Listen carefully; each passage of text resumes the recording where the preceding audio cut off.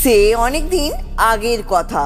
নদীর ধারে এক জঙ্গলের কাছে গুহার ভেতর বাস করত এক চালাক শিয়াল, আর সেই নদীতে বাস করত এক বোকা কুমির। শিয়াল প্রতিদিন জল খাবার জন্য নদীতে আসতো, আর সেখানেই দেখা হতো ওই বোকা কুমিরের সঙ্গে। চালাক শিয়াল কুমিরকে প্রায়ই চাষবাসের গল্প শোনাতো। একদিন কথায় কথায় শিয়াল বলে উঠল,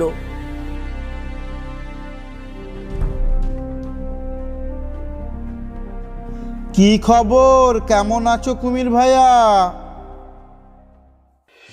আছি আছি ভালো আছি।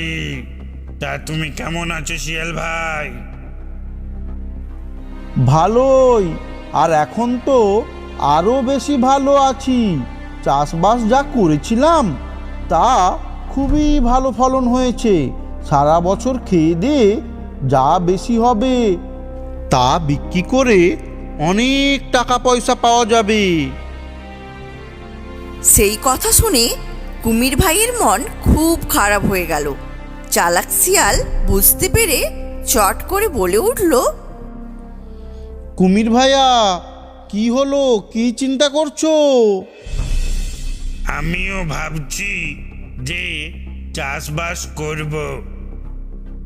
দিনে দিনে নদীতে মাছের সংখ্যা যেভাবে কমছে তা এখন খেয়ে পেটই ভরে না।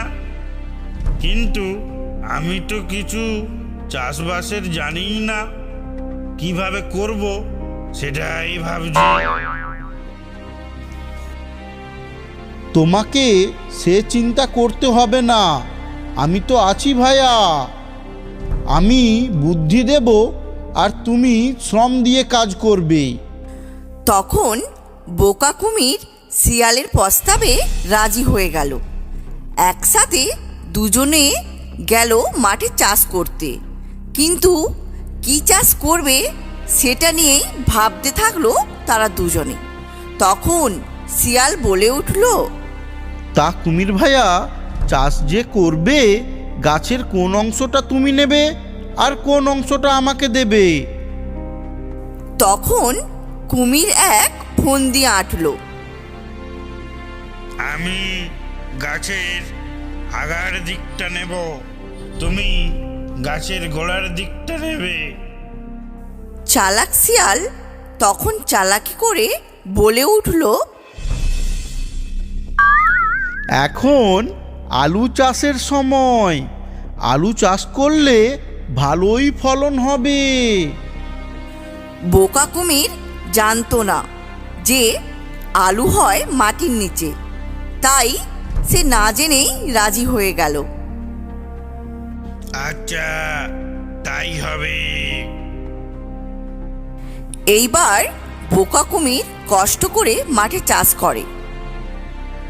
গাছ যখন পরিপূর্ণ, তখন মাটির ওপরের অংশটা কেটে নিয়ে বাড়ি গিয়ে দেখে,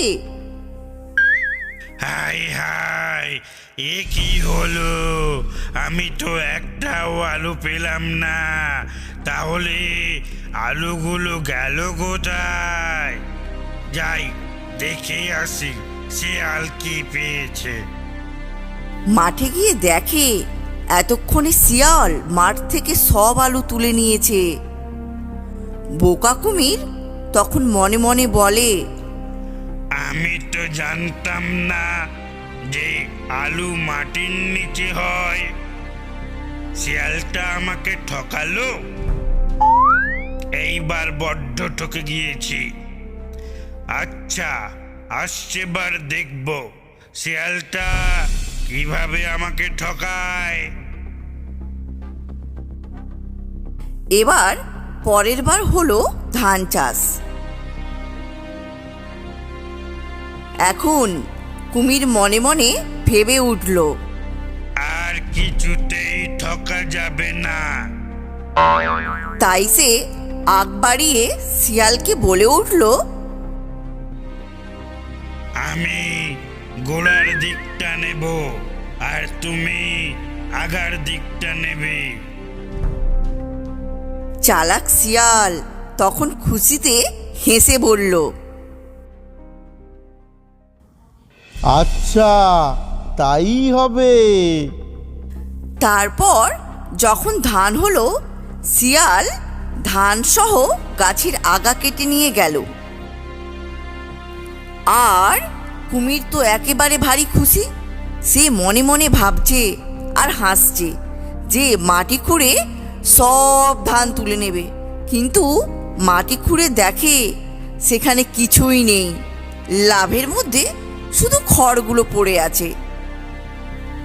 তখন কুমির চটে গিয়ে শিয়ালকে বলল যে,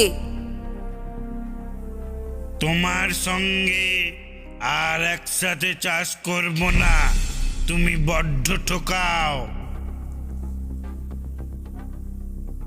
বন্ধুরা, পরের পার্টটি দেখার জন্য তোমরা অবশ্যই চ্যানেলটি সাবস্ক্রাইব করে রাখো।